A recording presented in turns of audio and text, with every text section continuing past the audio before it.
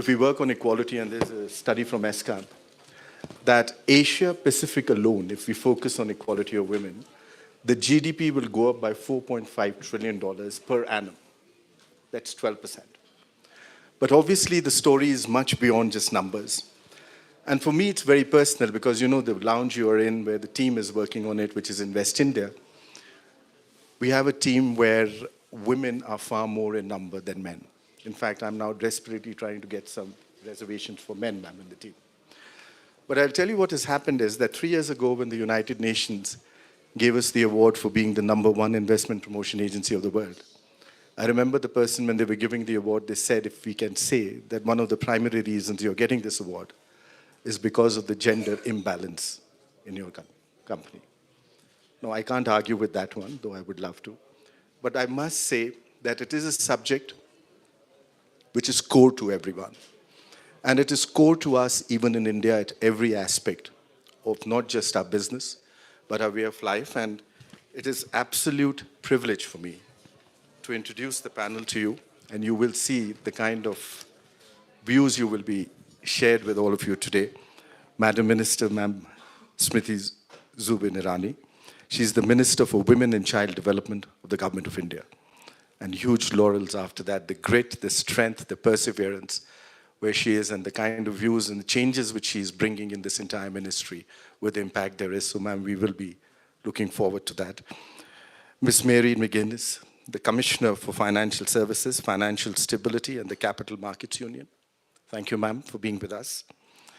Ms. Sylvia Weisner, the Managing Director of Unilever, Germany, and the Executive Committee member of the European Women on Boards. That's a very important one, ma'am, and we're looking at inclusivity from that side. Ms. Sharon Thorne, ma'am, welcome. The Global Board Chair for Deloitte at United Kingdom. And Ms. Fatuma Abdul Qadir Adan, ma'am, thank you. The founder and executive director of Horn of Africa Development Initiative, HODI Kenya, and they're doing some amazing work in this field. So what we thought is we'll have a few comments from here, and ma'am, with your permission, we will open it up for comments later for any questions. But may I, with your permission, begin with some comments from you? I think we should begin with Fatuma and all the other ladies who are speaking last, because I'm the host. Okay, ma'am. So if that is what it is, we will. Ma'am Fatuma, we will start with you. Thank you. Thank you so much for having me here. For me, looking at gender and governance, it's key to involve the women in what we do. When I started my organization, I'm an advocate of the High Court of Kenya, but I opted to drop my law degree to go back home and work with the women and children because we were completely excluded from most of the discussions that happened and key decision making, and the decision making was done under a tree. No women were allowed, only elders. And we have conflict situations in my place, and for us, women can only be seen, cannot be heard. And this is more culture than religion, but it is coated with religion so that you don't question. And that is what I wanted to question myself, and for the last 22 years we have questioned that, and now we have women elders who literally own a tree and they're able to make decisions. So thank you for the chance and the opportunity to be here. How did you look at that sense of education and the importance of education in making this change happen? I think that is key because one of the programs, we have 3 programs in my organization. One of them is called Shoot to Score, Not to Kill. That one deals with disarming the young boys and mentally and physically, taking away the AK-47 and replacing it with football. So we use soccer for social change, and myself, I had to learn how to play football at the age of 25 because I wasn't allowed to play as a child. And I had to choose between my law degree and playing football because for me, the law corridors were really narrow compared to a football pitch, which is 90 by 120 meters. And education is really key. The second program is called Breaking the Silence on issues that affect girls on FGM, early marriage and bidding. Most of the girls drop out of school and they are not able to make it to high school or even complete primary school because they are married at the age of between 10 and 13 years. And keeping them in school is really crucial. And through soccer, we've been able to have 100% transition. We work with 36 schools and 156 villages. And keeping them in school now through football has helped them to have a voice and a choice. Because the minute you go on the pitch and you're able to kick a ball, you have to call for the ball for it to come to you. It doesn't just come to you automatically. You have to run after the ball and ensure your opponents don't take it away. So equally, the rights to education is taken away by the older men who marry these young girls, but keeping them in school now through this football program has really helped us. So education is key. It gives the young girls a voice and a choice in terms of marriage and what they want to do in future. It's excellent, the opportunities which have come their way now and the big change which has come in because of the way you've been taking things forward. Thank you. I think the opportunity, it opens doors, but beyond the doors, you have to see them transition from primary school to high school, from high school to college, and be more than what I've achieved just being an advocate. So I want them to be more than that, be the governors, be the senators, and be the women reps in my community. Thank you. Very interesting. Ma'am Muriel, from politics to finance. Well, I think we should everything. give Fatuma a round of applause Yes, because, absolutely. frankly, Thank you so much. Thank you. I just want to acknowledge that that's the most profound piece of work I've heard about, where you're taking direct action, and you do it with such humility that I really wanted us to acknowledge what you've done. And really, I therefore think where I come from this, I mean, when I was much younger, I was very aware of inequalities at a different level. But I'm, as I grow older, aware there are still in Europe, where we have lots of equality legislation and awareness, there are still barriers for young girls and women. So if you like, that struggle is still happening globally. And I think when you measure the inclusion of women by the figure that it could in terms of GDP, that's hugely important. But it's much bigger than that, as you say. This is about a better society, happier families, a more inclusive country and community. I'm from a farming background. My member state is Ireland. And I thought in my role in agriculture, very much in journalism many, many years ago, that there weren't very many women visible in agriculture. It was mainly men, even though women were involved. And that has changed a great deal.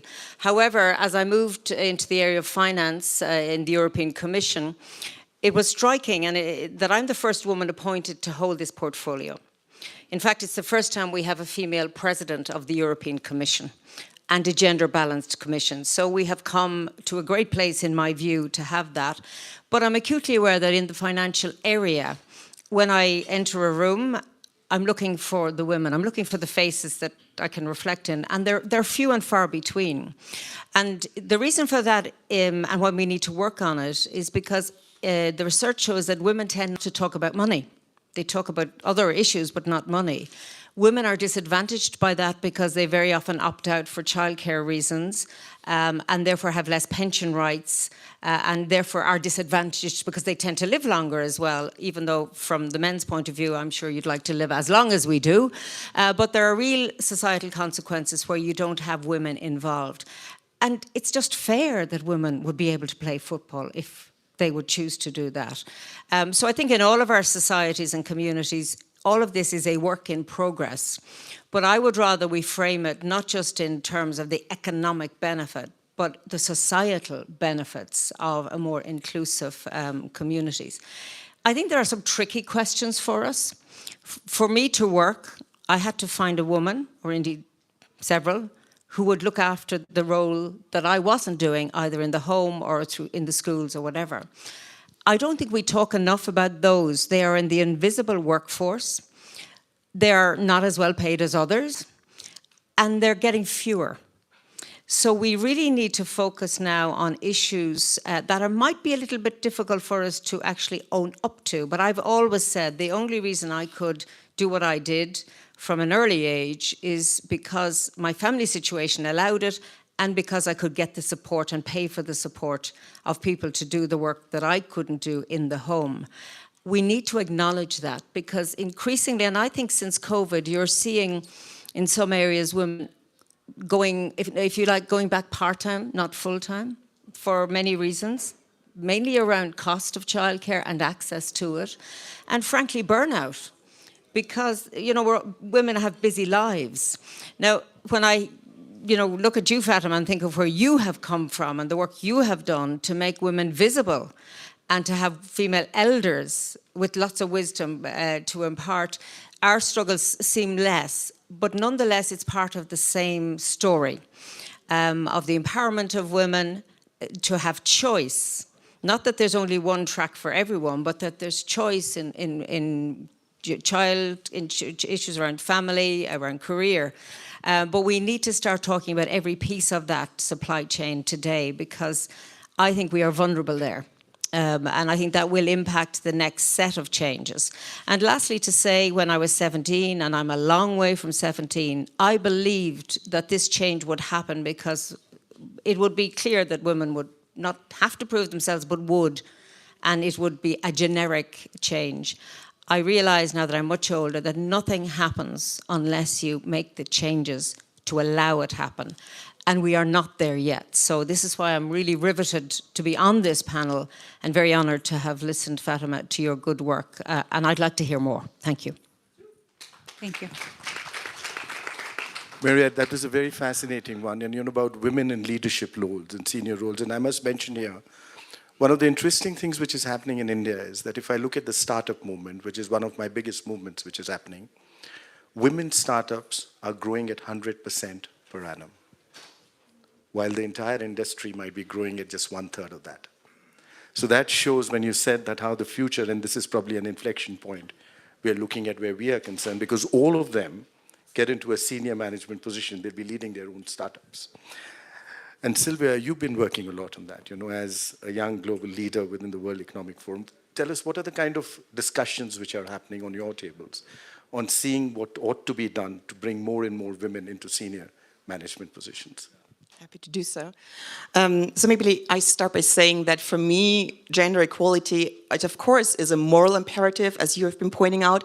It's a business case. Having worked for 17 years at Unilever, it's pretty obvious that diversity drives innovation, better decision-making, better results. And then I think for most of us, there also comes a certain personal dimension to it, and that's what I'm clearly hearing in all of my conversations. You've pointed out in our conversation early on, and for me it's, I have a 3-year-old daughter, Charlotte, and when I look at her, I want her to experience what she's currently thinking and feeling. Of course she thinks that she can do and have exactly the same as the boys in her school. And this is how it's meant to be. And this is what gives me personally the energy, the determination, the dedication to be active in this space. And when I say this space, I mean a very broad territory, because if we are honest, there is a gender dimension in basically any area, right? And we need to think gender whenever we discuss sustainability, financing, or basically you name it. Reflecting on what I'm personally doing, so one, of course, as a young global leader, we're trying to work on it, but then maybe also referencing my work as an executive committee member at European Women on Boards, which is a non-profit organization, Brussels-based, pan-European, very much focused on ensuring that we see gender equality in the highest levels of decision-making, so C-suite and board, addressing it by looking at the demand and the supply side, both together, and closely working with the EU institutions. And I think we all are happy that finally the EU directive on women on boards was approved last year. So we're looking forward to seeing 40% of women in stock-listed companies as of 2026. But of course, it took us 10 years to get there. That's a shame, and this may not happen again. And at the same time, we also need to say regulation, that's just one part of the story. It's absolutely necessary. I believe that nothing has the same leverage as binding objectives, but it's not the only thing, right? We need to work on societal aspects. It's about awareness. It's about perceptions. It's about creating the support network. You already referred to childcare support, quality and quantity. It's about creating the flexibility within companies. And maybe the interesting thing is, if we provide flexibility, it benefits everyone. There's an element of universality in there. So I think if this is not reason enough to all be supportive, I don't know what else. Could you tell us a little about some of the steps which your organization has taken to help in this endeavor? So happy to share. At European Women on Boards, first, of course, we were involved in working on the EU directive over those past 10 years. And now we'll try to help the implementation in the individual countries, which is then still, and effort, and questions being raised in the various nations, but we'll get there. I'm very hopeful. And then there is really different approaches. One is about speaking to corporates, because in the end, they are the ones who need to recruit. They are the ones who need to put objectives in place for the upcoming appointments. They are the ones who need to track, to follow up. So that's clearly a focus area. We are also publishing every year the Gender Diversity Index, just to showcase which companies are doing a good job, which companies are not doing a good job. And to be honest, I think this is actually going to be one of the main drivers for change because of transparency. If I'm a young woman, or maybe also if I'm a young man, how am I going to choose where I sign up for? I'm going to go for the diverse and inclusive company. And as we're an employee market, come on, war for talent, do you want to win or do you want to miss out? And then maybe just mentioning one other area, which is all about supporting women in terms of peer-to-peer networks, just meeting up, getting out of your own bubble, having the discussions, learning, cheering each other on, helping to get the visibility, and of course then also supporting in terms of training for what it takes to get on a poor position, what it takes you to be successful in there. Sharon, we heard Sylvia, the kind of things which are happening, and you've been working a lot on collective action on happening. Share that with us. Collective action. And collective decision making.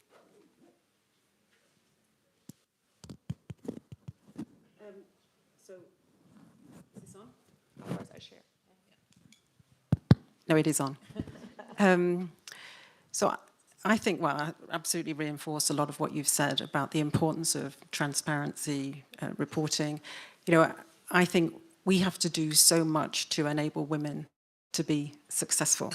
And at Deloitte, you know, we have a strategy called All In, which is our global inclusion strategy, and it is designed to ensure we have full inclusion and respect in our culture. So we're driving cultural change. And as part of that, we've set out that we want women in leadership to increase significantly. I mean, your point about how many women in finance there are, it's very, very low. And so we've been working very hard to increase the number of partners in our business. We were 19%, we're now 25%. It takes lots and lots of actions to drive this. And you know, one of the key things, I think, and you referenced it, is your CEO. So you need the tone from the top to be really clear. The CEO has to come out. In the UK, our CEO basically said, this is a business imperative. We have to transform because we don't have enough women in leadership. And diverse businesses have much better results. There's a lot of research that proves that. And so you then also have to look at measurement, because what gets measured gets done, and there has to be accountability. And so, you know, we have been I'm on the global board. We have measurement and accountability across all of our geographies to push the number of women partners, the number of women in leadership, the number of women on our board, on executive, and to keep driving change and hold people to account. And there's no silver bullet. You need a huge number of actions to deliver this. So, you know, there's recruitment, promotion, lateral hiring. One of the things we found is that we might be good at getting women through internal promotion, but suddenly when we were doing lateral hiring, it was predominantly men. And so you have to really challenge what you're doing to ensure that you are balancing your hiring. And you have to, again, set more targets and hold people to account. And sometimes people would say, we can't find any women, but it's because they're not looking hard enough. But things like sponsorship and mentoring are critical. And obviously, they're very different, but you often find women are over-mentored and under-sponsored. So we've put a lot of focus on a sponsorship program to ensure that women get the opportunities, because, I mean, we all know that unless you get the right opportunity and you're able to develop, you can't progress. And I think back, and it was informal sponsorship, but I wouldn't be where I was now if I hadn't been given various opportunities. So there's a huge number of things that have to change in organizations. And, you know, I know we talk about, sometimes people say, well, if there are more women in education and then more women coming into the workforce, it will happen naturally.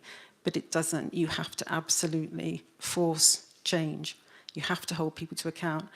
And it's not, I mean, in the UK, we've not had regulation to put women on boards.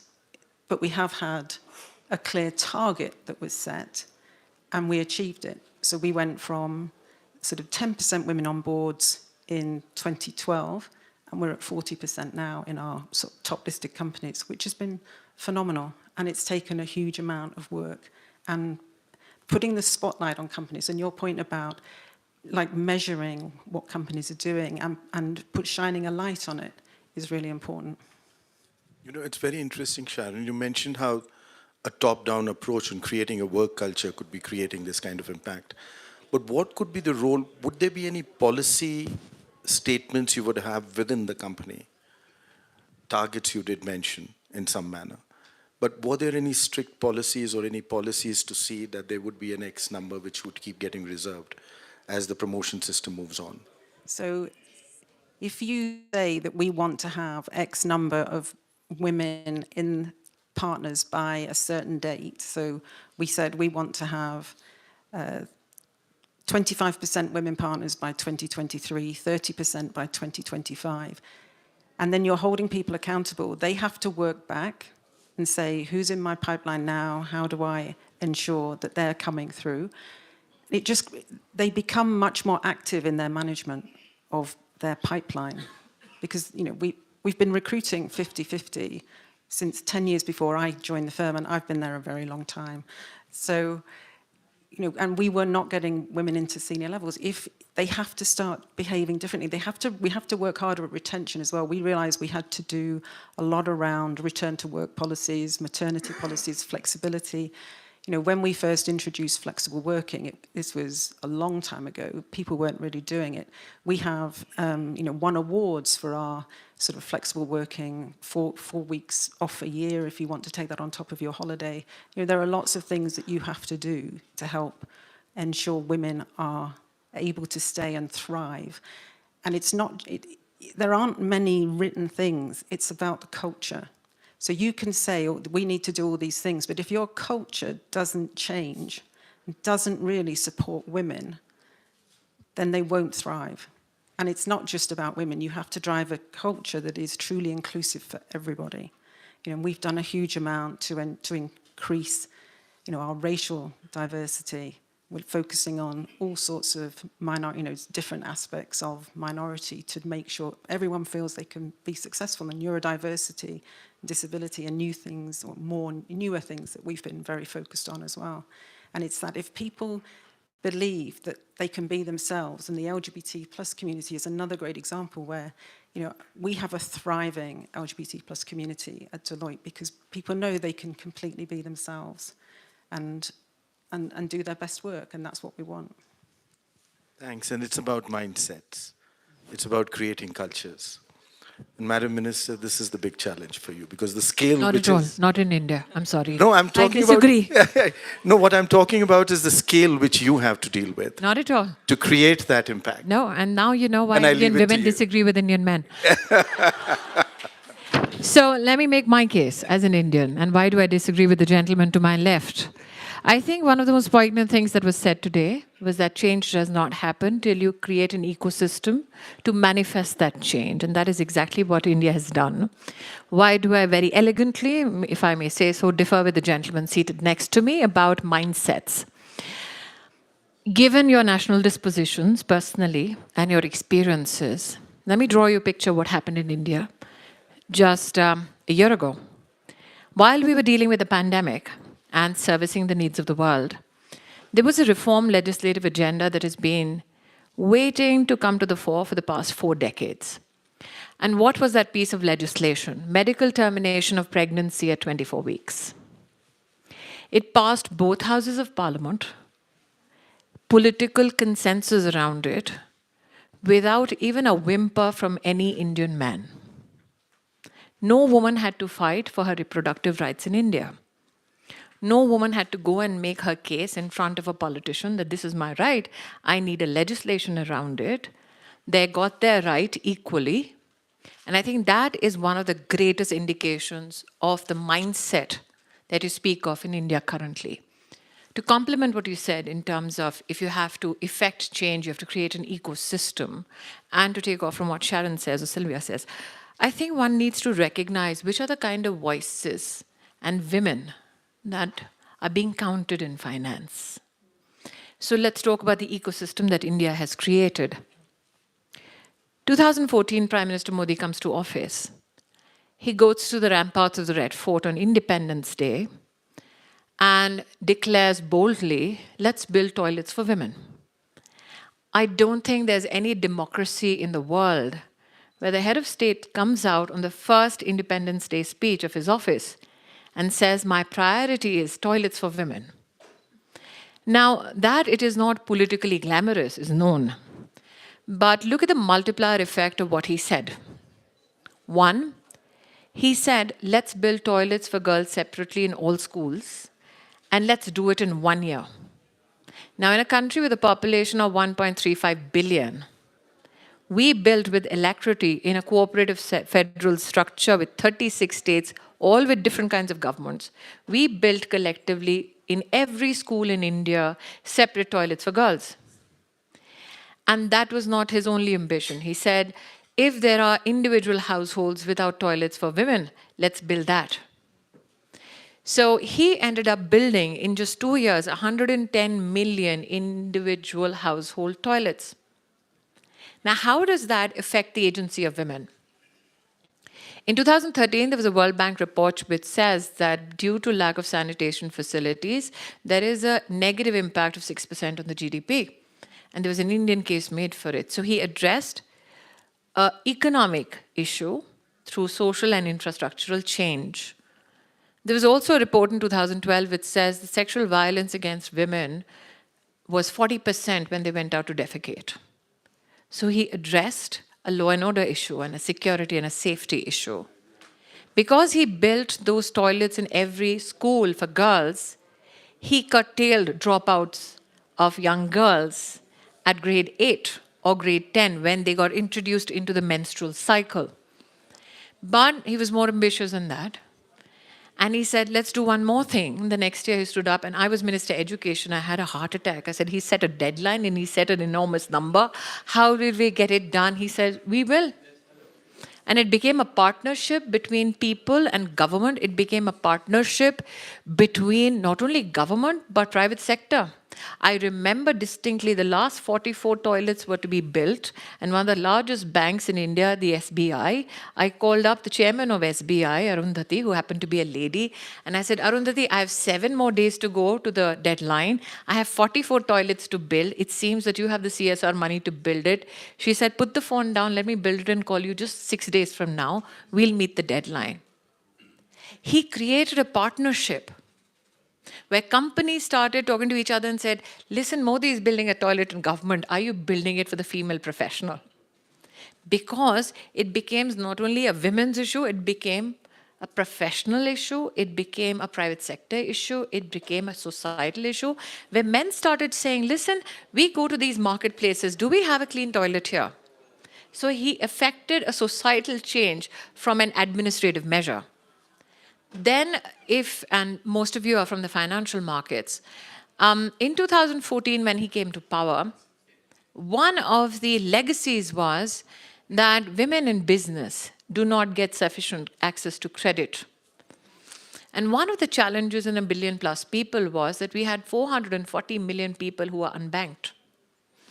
And Modi said, okay, let's now create an ecosystem where we open bank accounts for everybody. Now, the challenge in the banking sector was that you need to have a minimum balance to open a bank account. You need to have an identity paper to open a bank account. Banks turned around and said, Prime Minister, we don't have all this for these 440 million citizens. What do we do? Prime Minister Modi created 1.3 billion digital identities for citizens in our country. And he told the banks, okay, open it without any balance because the government will back it, and we will transfer cash meant as subsidies and relief for our citizens directly into those accounts which you service. 440 million bank accounts were open, of which 220 million were for women. Now, how does the agency of women get affected? You said, how do we count the financial voices? Well, the magic that happened was that he started a financial services called Mudra Yojana, which he said, let's fund small businesses, let them not cough up any collateral because they have no collateral. And the government, again, will stand guarantee for that credit. And when he pronounced that credit policy, it was not a gendered policy. He didn't say this is for women. 320 million loans were given. And 70% of those loans were taken by female-owned businesses. Sorry, gentlemen, only 96 million men showed up. The rest, women gobbled up. But let's look at the grassroots impact. Nobody in India, before that pronouncement, would ever tell you with a sense of guarantee that 200 million women who are entrepreneurs, who would never be seen in boardrooms, who would be never seen in Davos for sure, would have the capacity to draw up a business plan, walk into a bank, convince the banker of their business plan, take that money, service their business needs, pay that money back, because the NPA in that segment was only 1%. Women-led businesses did better than big corporations. And then the Prime Minister said, okay, we have funded now entry-level enterprise. Very happy that 70% of the uptake was by women. He said, now let's increase the size of the credit. He said, let's do Stand Up India and say from 10 lakhs, let's go to 1 crore, which is 10 million rupees. And he said, let's start giving that capital out. Again, didn't gender it. 80% beneficiaries turned out to be women businesses. So I think one of the greatest joys for any Indian in Davos or back home is the fact that we in democracies across the world have made the economic case now for gender justice. For years in democracies like ours, we heard politician after politician speak about let's empower women.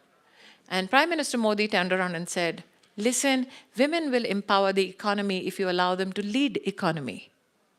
Notwithstanding that the finance minister is a woman, not by the virtue of her gender, but as finance minister, I think the voices that need to be now counted at summits like this are those 200 million women who operate businesses that have less than 1.5% of NPA. That is the story of India. That is the story of mindset. And rightfully said, when you look at involvement of more and more women in the formal economy, in organized segments of the economy, you desire so because a formalization of jobs gets you insurance security, gets you health benefits. Now, as we transition from that informal aspects of economy to formalization of many of our economic segments, what is the other change that he's simultaneously? I mean, he's a busy man. So what did he actually affect in other segments? He created one of the largest health insurance plans in the world, which is known as the Ayushman Bharat. 100 million families, and if you assume that there are 4 people per family, 400 million people in India get health services free of cost in hospitals across the country for 1,300 diseases, which includes servicing if you are afflicted by cancer, surgeries, knee replacement, cardiovascular diseases, diarrhea, diabetes, cervical cancer, all of it is covered, free of cost by the government. And what is the consequence culturally? And you're talking about mindset. If 6 years ago, somebody from India would walk up to anybody here in this room and say, women in India have the capacity to understand what cancer of the cervix is, go to a medical institution, get screened, come back, if they need help, get the pharmacological support, you will say, seriously? But as a consequence of Ayushman Bharat, in the past 1.5 years, we have 100 million women go to hospitals across the country, get themselves screened for breast cancer, cancer of the cervix, and get the medical help that they wanted, and get back home, discussed it with their families. There was not a pipsqueak from any man. So Modi has created that ecosystem for affecting change. The issue is, can we supplement it by now counting voices, especially at the grassroots?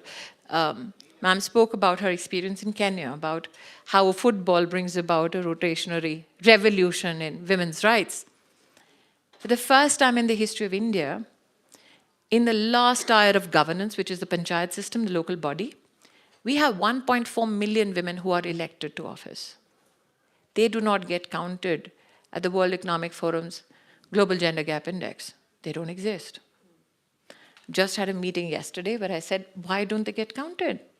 to run for political office is quite difficult, and that too in a village. They not only get elected but don't get counted.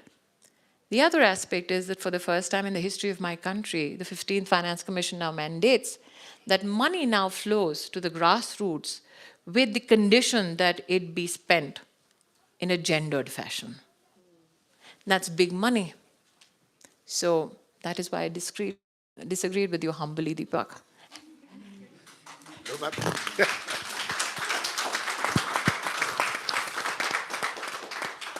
The scale, ma'am, is unbelievable. And it takes back to Sharon's point, top down. How much an individual can change and create an impact. And this is truly, and I won't say it's an exceptional transformative story because that's what you've said. It was right there how you picked it up and created a momentum on it. And I think what is extremely exceptional about it is that it's being led by a man. For too long, we have said that changes which affect women or need to affect women's agencies is only the business of women. The fact that my country in 7 decades of its independence for the first time had a menstrual hygiene protocol administratively declared. We've had a female prime minister and she's done fantastically well. But the menstrual hygiene protocol came from Modi. Where did the pressure come from? He had no pressure. He said, this is my responsibility, because no woman in India, and there are few here, walked up to any politician asking for a 1 rupee sanitary pad or a toilet. He said, this is my constitutional responsibility if I believe in justice. And just to... So the question is, why should justice await pressure? Why can't it be delivered conscientiously?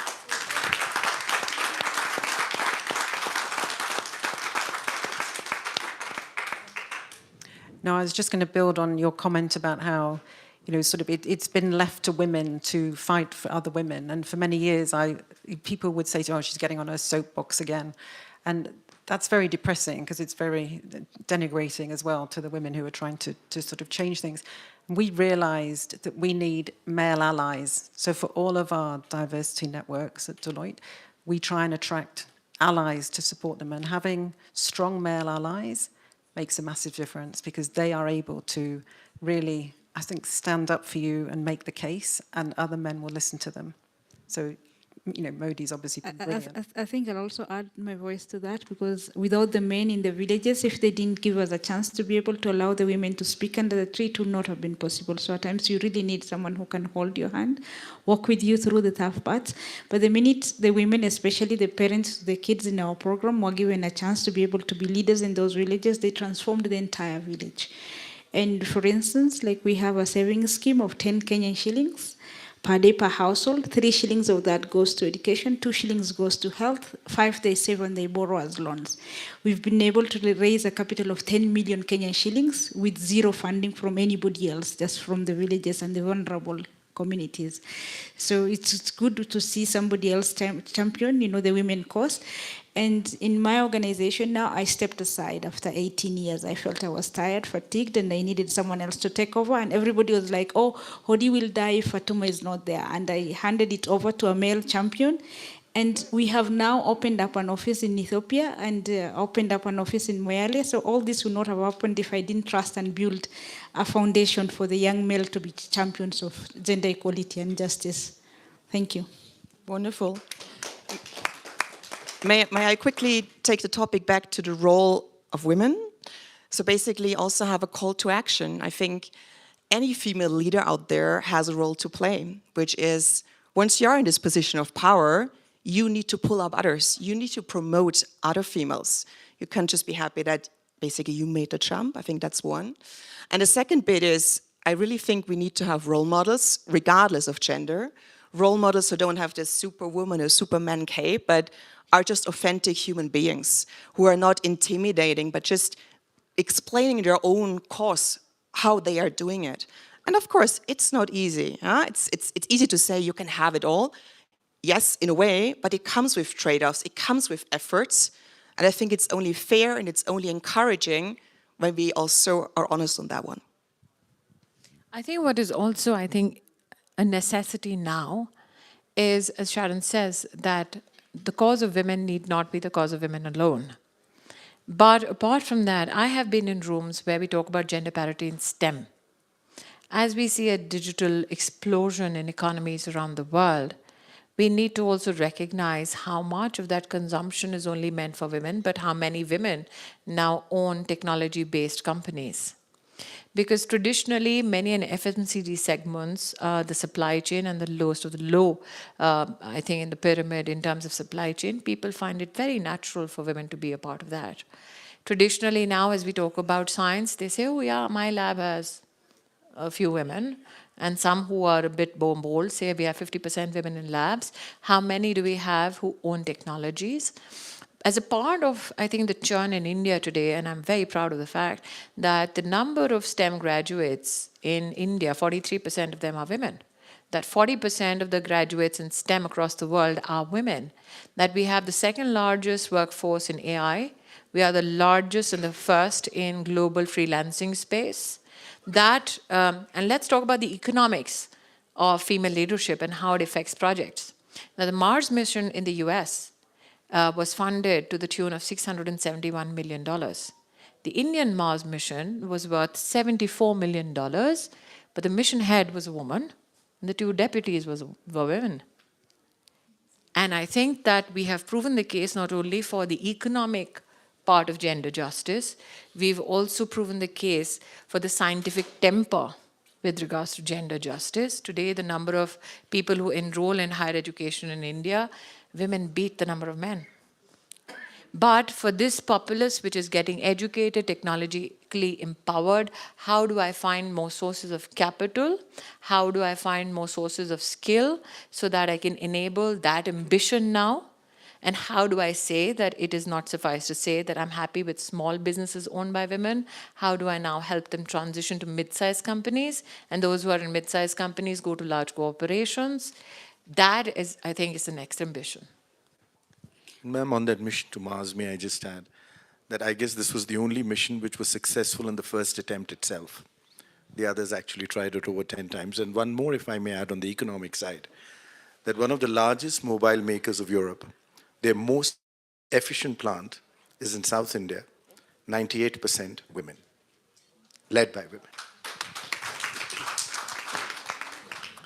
Ma'am, with your permission, may I just open it up for some questions?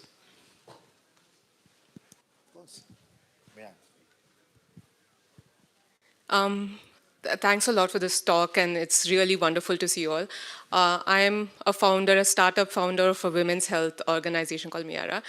And one thing we want to talk about and address is all this empowerment, but also in the terms of women's health, where you talk about menstrual hygiene and all. But what I want to address is women do have these hormonal cycles every month, and women's health is different from men's health.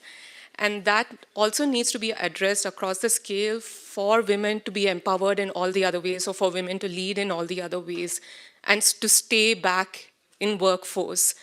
And it'll be nice if work in India or everywhere they are talking about it, but if it'll be more global in terms of women's health and not just menstrual hygiene or reproductive health, but even in perimenopause, menopause transition, puberty, and all the other spaces also.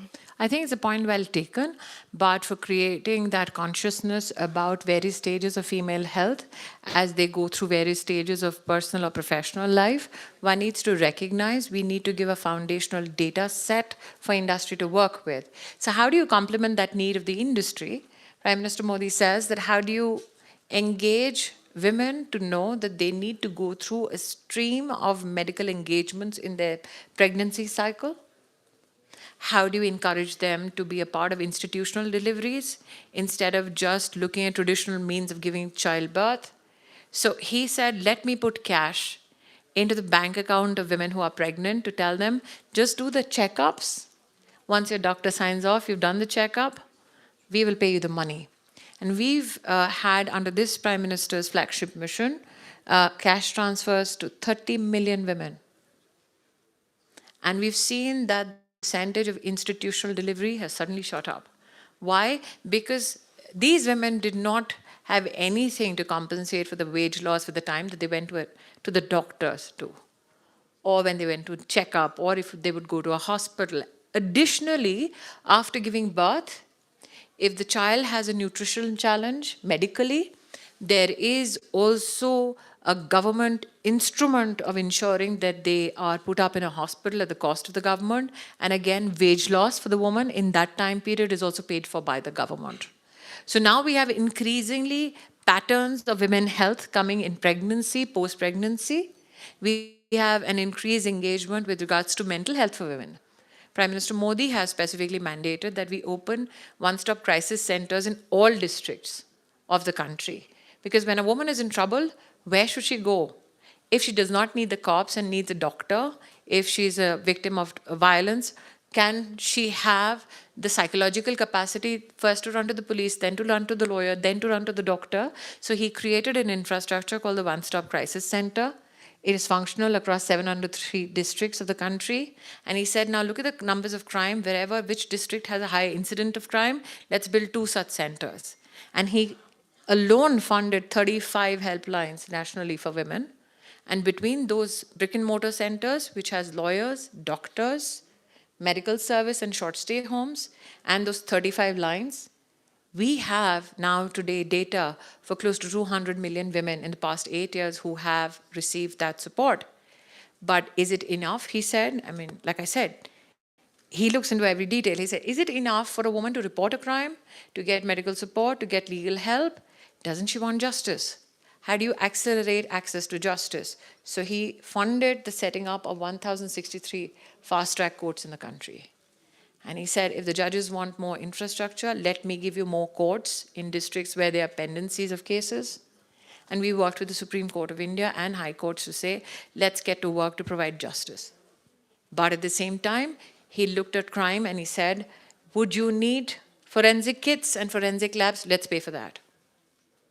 And each step of intervention creates new data sets and statistics for governments, policymakers, civil society, companies to work with.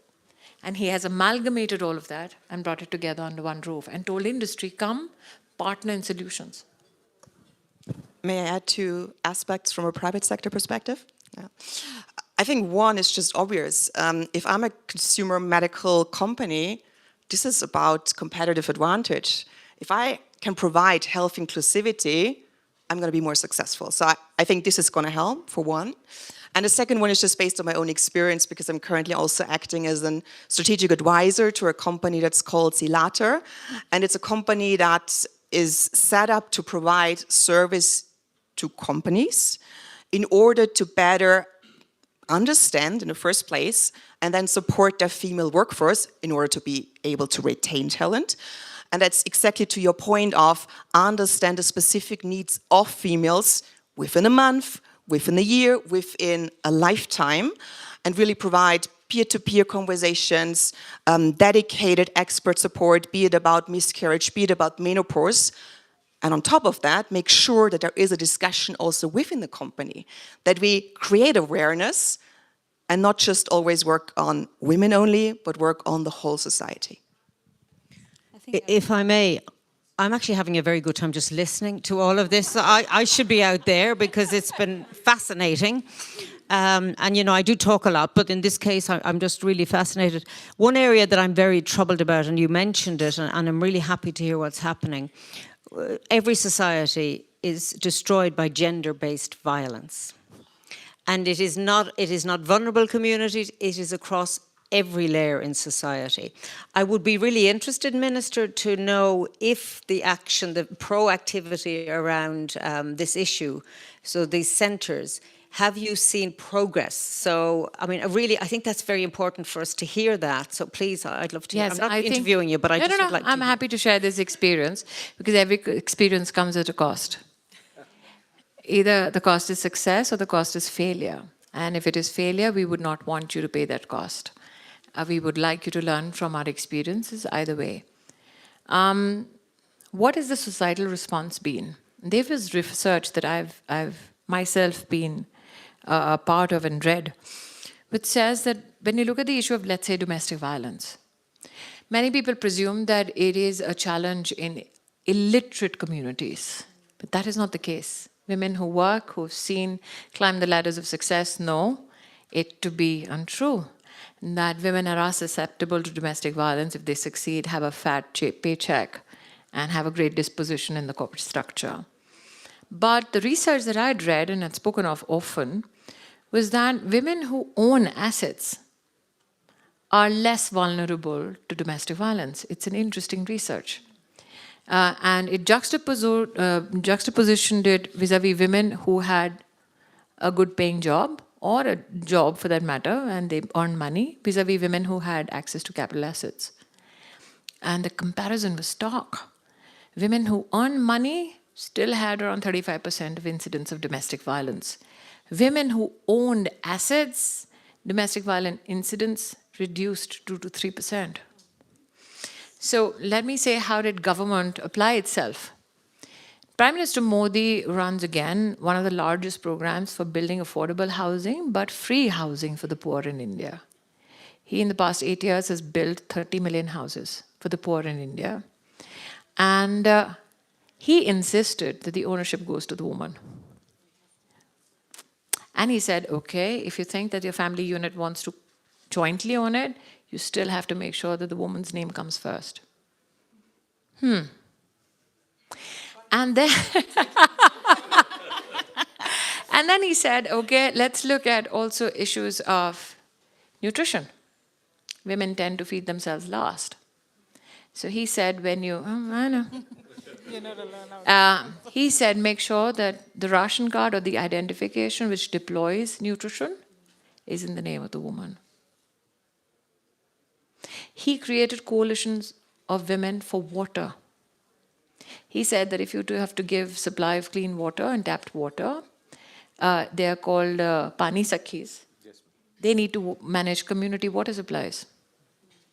So, as I said in my earlier comment, 1.4 million women elected politically at the grassroots, but there are 15 million women in India who are in administrative positions as leaders, leveraging that policy of Modi and implementing it.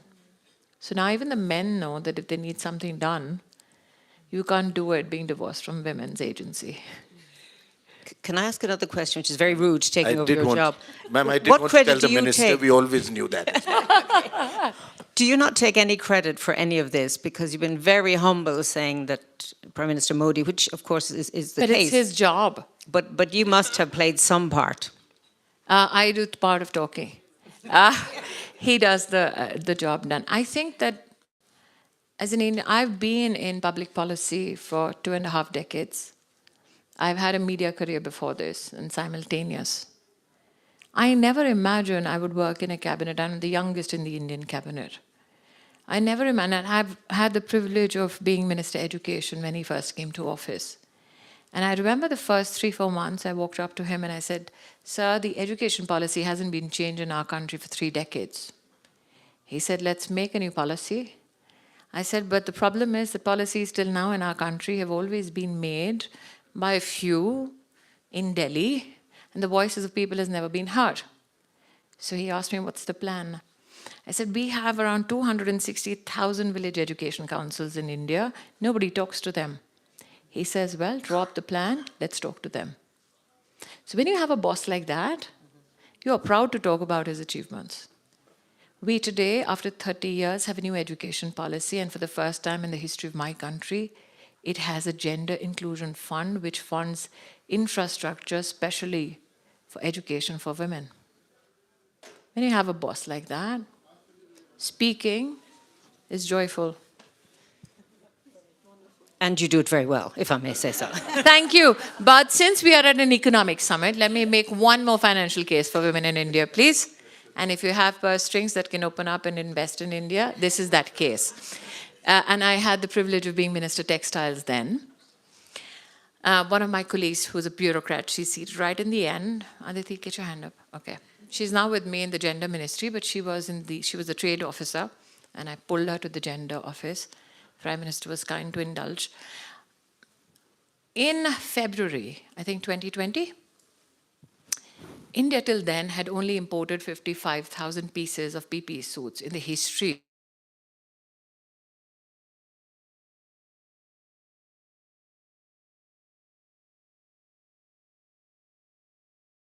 please tell us your standards.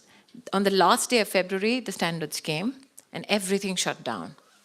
First week of March, we said, do we have the raw material? They said, no. We said, do we have the machinery? People said, no. But we had the workforce. We called up somebody in one state in India, a lady who was a supplier, small business, to a US firm. I said, I've heard you have the raw material. She said, I do, Minister, but everything is shut. If you permit me, I will go pick up that raw material, but I have no agency to test it. We sent a policeman to her house. We picked up the raw material. We shipped it to the nearest airport. It went on a flight all the way to the south of India. This is the north of India, Pagwada. It went all the way to Coimbatore. We had just one lab. All the scientists woke up and said, it'll take us 48 hours to do the testing. They tested. They called Delhi and they called the lady and said, listen, this works, but we have no machines. We called up a male industrialist, Vedanta Anil Agarwal. I said, sir, you seem to have a lot of money. Can you spare some for 30 machines? We have a production line next to the national capital. It has 80 women, but it has no money and no machinery. He says, I'll give you the machinery money, but how do I move that machine? It's in Japan. So I called the External Affairs Minister. I said, could you help? He said, absolutely. Aviation Minister, man. I said, can you give me a plane? He said, absolutely. We flew down 30 machines. 80 women turned up with that material, stitched up the suit. We went to a defense lab, we got it tested, and in 10 days in India, we knew we could make it. Then we called up defense and said, we need more labs. We turned around 11 labs in 10 days. And then we called everybody in textile manufacturing. And remember, this is the first phase of the pandemic. Everybody was scared of dying. But we all showed up and we said, how do we do this? We repurposed apparel manufacturing assembly lines. 70% of the workforce was women. They all ended up. And in March, we had 0 companies. By May, we had 1,100 companies. And by June, we became the second largest exporters in the world. The women showed up. In the women-led industry, the women showed up. And if that doesn't make a case for investment, nothing will. We have a question there, please. Yes. Yes, ma'am, this is honorable panel, this is just excellent. You answered actually with very eloquently questions that I had, and I will personal story forward. I've been raised by a personal leader, my mother, single mother with a lifetime ill father. I just lost him.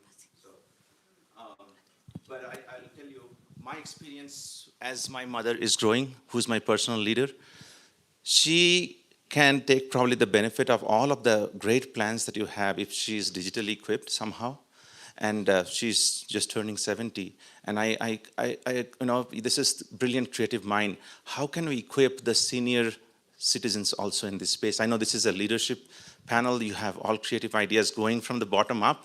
How can we equip and also include the senior, woman, and my personal appeal for my mother?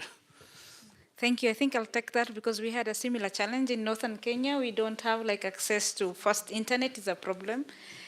Digital literacy is another, and literally information passes all over you, above you, if you don't have the right gadgets to tap it. And we partnered with one of the social entrepreneurs who gave us solar-powered radios, and it had a SIM card that we were able to record 120 hours of content. And that is how we managed to reach to the elderly population who could not access digital gadgets and be able to get information. And in the 120 hours of content, we were able to put health information, education information.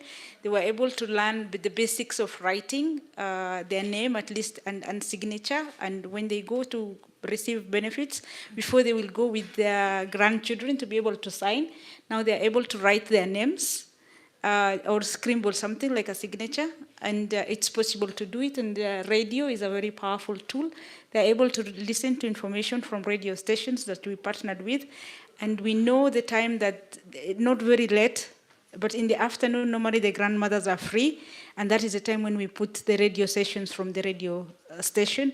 But otherwise, the content is recorded, and they sit in a circle of 30 grandmothers, and they listen to the sessions and they're able to ask questions of each other, stop and pause the content while it's going on, and rewind it. So it's not like the digital information which runs fast, and if you're not watching the live stream, then it's gone. But with radio, you're able to rewind the recorded content, and that is how we were able to bridge the gap for them in terms of access to information through solar-powered radio. And I want to thank my friend Christine Pearson for giving us 600 radios across Kenya, solar-powered radio. So just to answer your question succinctly as possible, I think that one needs to also highlight here that there are 360,000 common service centers in India, 90% of them led by women, where digital services are provided to women and men and children and geriatric care as well at the doorstep. You don't go to the government comes to you. This service is for the poorest of the poor. On a personal note, if you can afford to be in Davos, as a son, I'm sure you can afford to support your mom. That I speak as a mom of a son who's 21 years old. Very strict mom, actually. Absolutely. I say this with a sense of no humility, because 25 years ago, I had $2 in my pocket. And I'm sitting here today as a cabinet minister of the government of India. But you know how fiercely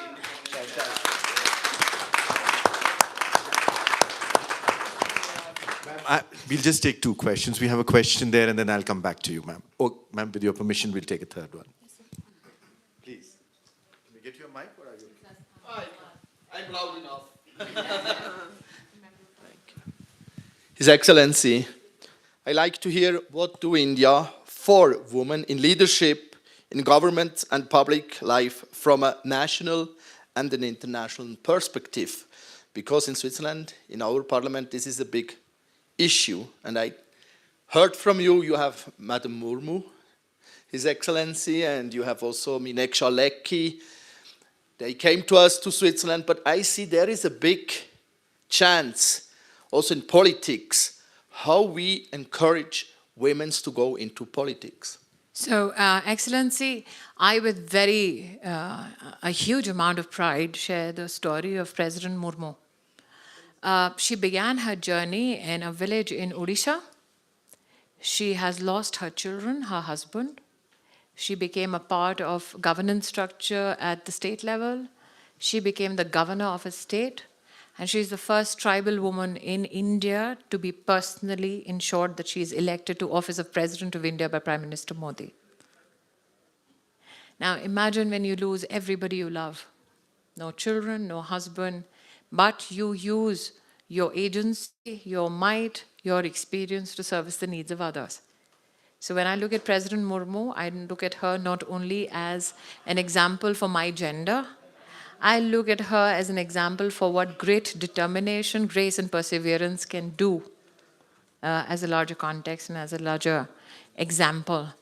But I think in India, we're very lucky with the G20 presidency that for the first time on the table of G20, we bring, through the offices of Prime Minister Modi, women-led development as a main agenda. It is not to be done at the sidelines.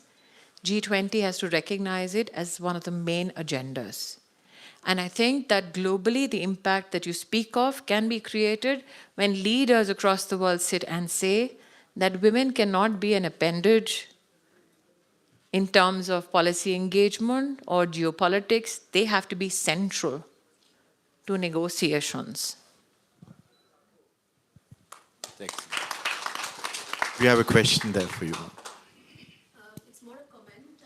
I lead the Science and Technology Council, the Vice Council, and ma'am has been one of our leading voices to support us, along with Dr. Sangeeta Reddy. And I just wanted to say in all this conversation, while you talked about the urban women and you talked about women on boards, there is the data from, thank you so much. The data from World Economic Forum says that more than 51% of women in the first levels of management drop because they get into that age of, having children and having a family life, and becomes very difficult for them to participate in the economic growth. So what we have done in the WISE Council is to actually create systems that give them training for women in leadership. And we've also created a cooperation of industry leaders and companies of the membership of FICCI and other organizations that actually institute fellowships for such people. And Unilever is one of them, which has instituted just 2 crores last 2 months back for 12 such fellowships of girls in STEM from the 2 and 3 tier cities to continue their career and leadership in STEM. And we are bringing together nearly 40 such companies that will be instituting fellowships for women in STEM.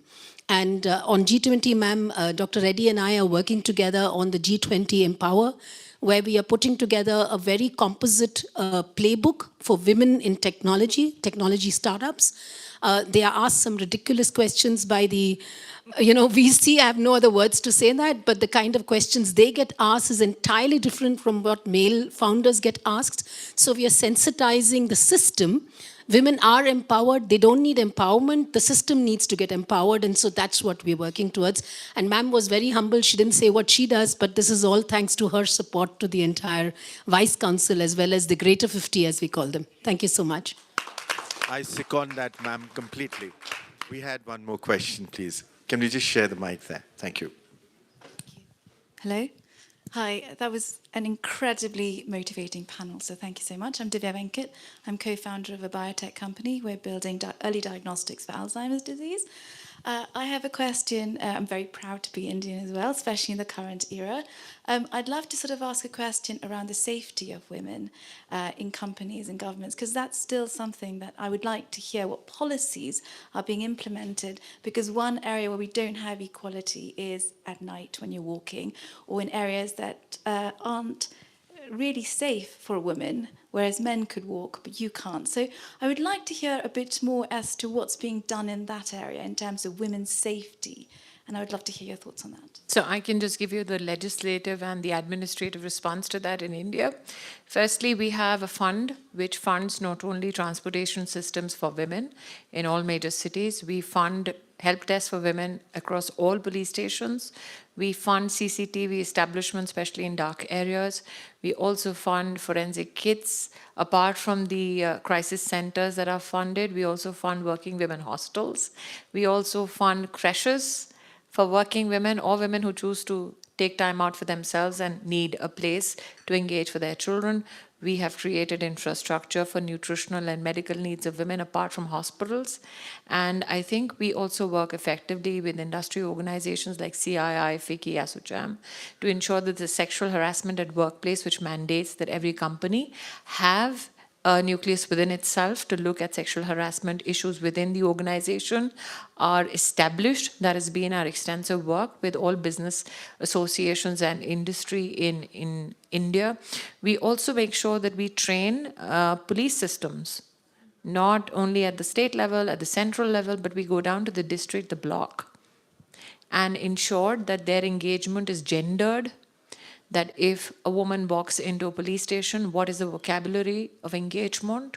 That is the level of our engagement. If there is a public policy person, currently in the BASNA, which is the fulcrum for training of all administrators in India, we have supported a program which now gives them a vocabulary for training of officers, men and women alike, as to if you have to engage on any issues with regards to women, including how to write a press release which is not offensive. So those are the issues that we have addressed.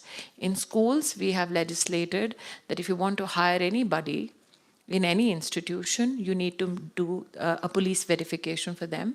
That includes contract workers that you'd want to make a part of your academic institutions.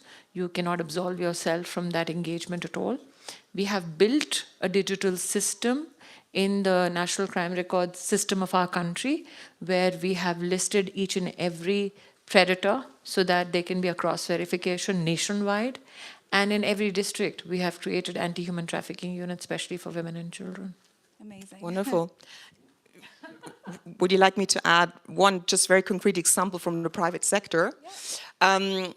When we were due to find a new headquarter for Unilever Germany, Austria, Switzerland in Hamburg, we were scouting locations and we had found something that was really perfect, ticking all the boxes.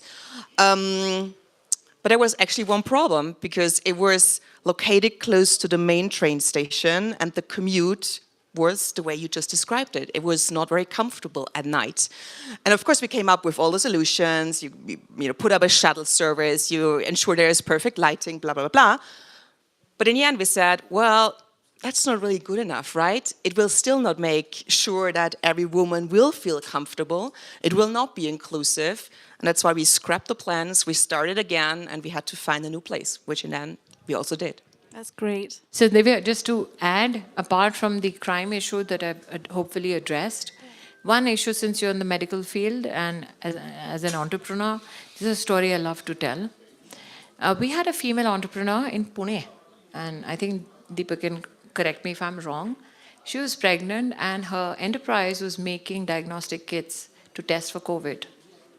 She created the test kit, she got it tested, she got it commercialized. Then she says, oh, now I can go give birth. It is a fascinating story that she did not in any way say that this is a difficult time, I'm pregnant, I cannot get out. She said, I need to get this done because it's a solution which is cost effective. In the pandemic, on the ground, and this is through all phases of the pandemic, but when it hit first, there was such a scare across the world. 6 million Indian women, frontline workers and doctors, walked to every house testing every Indian citizen. That's what we did. And the government covered them with insurance of 50 lakh rupees. It's very inspiring. That's it. Ma'am, I know we are ahead of time, but we'll just close with the last question, with your permission, please. Thank you, ma'am.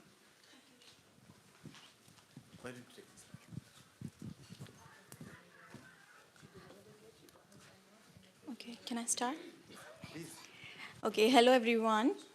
As we are talking about women empowerment and powerful women, I'm the daughter of my mother is sewage worker in India, and I got 1 crore scholarship by Indian government to pursue my PhD. So right now I'm pursuing my PhD in Switzerland. So I just want to thank Indian government and just want to share my achievement. Thank you. And I just want to add one more thing, that I came from very poor background. So this is really dream comes true for me, that I'm sitting in front of you guys. So thanks. Thank you. Thank you. You know, ma'am, what a session. And frankly, I must tell you, it's been overwhelming at times. It truly has been for all. What is fascinating for me is that there are equal number of men in the room, so bravo. But truly, ma'am, and I have to stand up to thank all of you. It's been exceptional, guys.